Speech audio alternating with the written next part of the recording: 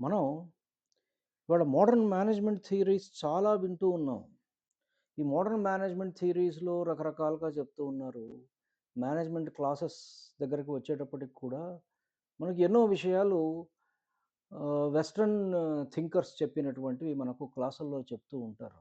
అయితే దురదృష్టవశాత్తు ఏమైందంటే మన దేశంలో మనకు ఉన్నటువంటి భగవద్గీతను గానీ, విదుర నీతిని గానీ, కణక నీతిని గానీ, చాణక్యుడి అర్థశాస్త్రాన్ని గానీ బోధించడం అనేటువంటిది మన మేనేజ్మెంట్ క్లాసెస్‌లో గానీ, ట్రైనింగ్ క్లాసెస్‌లో గానీ చెప్పటం అనేటువంటిది దాదాపుగా పూర్వం లేదు. మరి ఇప్పుడు ఉన్నదేమో నాకు తెలియదు.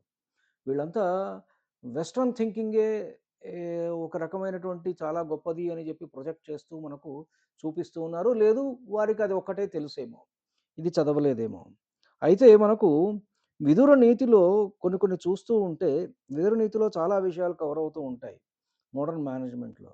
ఈరోజు మీకు చెప్పబోయే ఒక విషయం ఏమిటంటే, 6 థింకింగ్ హ్యాట్స్ అని ఎడ్వర్డ్ డెబోనో అని ఒక psychology professor UK. He is from UK. ఆయన ప్రపోజ్ చేసినటువంటి ఒక థియరీ ఉంది పారలెల్ థింకింగ్‌లో.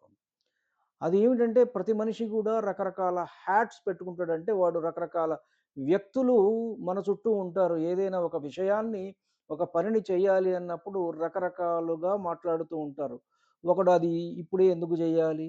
దీంట్లో నువ్వు ఉన్నవన్నీ కూడా సమగ్రంగా లేదని ఒకడంటాడు. ఒకడేమో దీనికి ఇది యాడ్ చేస్తే బావుంటుందంటాడు. ఒకడేమో వామ్మో! మనకెందుకురా అది చాలా రిస్క్‌తో కూడిందంటాడు. ఇంకోడేమో చాలా జాగ్రత్తగా వెళ్ళాలి. నా ఇది చెప్తోంది. ఇదన్నీ పలానా వాడికి ఇబ్బంది పెడుతుంది. వాడి మనోభావాలు దెబ్బతింటాయి అంటాడు ఒకడు. ఇట్లా ఇంక కొంతమంది ఏమిటంటారంటే దీనివల్ల భవిష్యత్తులో మనకు చాలా మంచి జరుగుతుంది అంటాడు ఒకడు. ఇట్లా everybody is having his own feeling అనమాట. అంటే ఒక్కొక్క ఫీలింగ్‌ని ఒక్కొక్క హ్యాట్‌తో పోలుస్తాడాయన. ఒక hat white hat, red hat, black hat, yellow hat, green hat, blue hat ఇలా హ్యాట్స్ అంటూ చెప్తూ ఉంటాడు. అంటే దీని అర్థం ఏంటి? మొత్తాన్ని మనం కూడా క్రోడీకరిస్తే మనకు తెలిసేది ఏమిటి అంటే, ఒక్కడే కూర్చొని డెసిషన్ తీసుకోరాదు. ఇంతమందితో కూడా సంప్రదించి, ఒక డైరెక్షన్‌కి వచ్చి, ఆ డైరెక్షన్‌లో మనం ఏమేం చెయ్యాలి అనేటువంటి విషయం మీద సమగ్రంగా ఆలోచించి నిర్ణయం తీసుకోవాలి అనేటువంటిది దాని యొక్క ఉద్దేశ్యం. ఒక్కొక్కడు ఒక్కొక్క రకంగా చెప్తున్నాడు. దీంట్లో ఇది లేదు అన్నాడు కాబట్టి ఏది లేదో అది అక్కడ మనం యాడ్ చేయాలి. ఇది ఎందుకు వద్దంటున్నాడు? ఎందుకు కాషన్ మనం ఎక్సర్సైజ్ చేయాలి అంటే ఆ జాగ్రత్తలన్నీ తీసుకోవాలి. అంటే ఒక విషయానికి సంబంధించి సమగ్రమైనటువంటి ఒక రూపం మనకొస్తుంది. ఇది ఎప్పుడొస్తుంది? మనం అందరితో కలిసి కూర్చొని చర్చిస్తే మనకొస్తుంది. అంటే దాని అర్థం ఏమిటి? ఒక్కడే కూర్చొని చర్చించరాదు.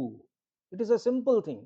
నువ్వు ఒక్కడివే కూర్చొని ఏ విషయంలోనైనా సరే నిర్ణయం తీసుకోవద్దు. అంతే. ఈ ఒక్క మాట చెప్తే చాలు. దీనికి ఇన్ని రకాలుగా వీళ్ళు పాశ్చాత్యులు చెప్తారు. మనవాళ్ళు చెప్పింది విదుర నీతిలో ఏమిటి అంటే, ఏకశ్చార్థాన్న చింతయేత్. సింపుల్. ఈ శ్లోకం ఏకః స్వాదున భుంజీత ఏకశ్చార్థాన్న చింతయేత్ ఏకో న నగచ్ ఏకో న గచ్చేదధ్వానం నైకః సుప్తేషు జాగృయాత్. ఇది శ్లోకం అన్నమాట విదుర నీతిలో. అంటే రుచిగల పదార్థం ఒక్కడే తినరాదు. నువ్వు ఒక్కడివే తినకరా అన్నీ. ఒక్కడే తినొద్దు. అందరితో షేర్ చేయి. Sharing is caring. కాబట్టి రుచిగల పదార్థం ఒక్కడే తినరాదు. ఏ విషయాలనైనా ఒక్కడే నిశ్చయించరాదు. ఏకశ్చార్థాన్న చింతయేత్. సింపుల్ అంతే. This is the only sentence. ఇది మహావాక్యం అన్నమాట. ఒంటరిగా మార్గంలో పోకూడదు. ఒంటరిగా వెళ్ళవద్దు. నలుగురితో కలిసి వెళ్ళు. అందరూ నిద్రిస్తూ ఉండగా తానొక్కడే మేలుకొనరాదు. ఇది విదుర నీతిలో భాగం అన్నమాట. ఏకమేవాద్వితీయం తద్యద్ రాజన్ నావబుధ్యసే సత్యం స్వర్గస్య సోపానం పారావారస్య నౌరివా. రాజా సముద్రం దాటడానికి నావలాగా సత్యం ఒక్కటే స్వర్గానికి మెట్టు. రెండవది లేదు. It is the truth. Truth alone triumphs. రెండవది లేదు. దాన్ని నువ్వు తెలుసుకోకుండా ఉన్నావు అంటూ ధృతరాష్ట్రుడిని హెచ్చరిస్తూ ఉంటాడు. అంటే కాషన్ చేస్తూ ఉన్నాడు ఇక్కడ విదురదేవుడు అన్నమాట. ధన్యుడిని. నమస్కారం.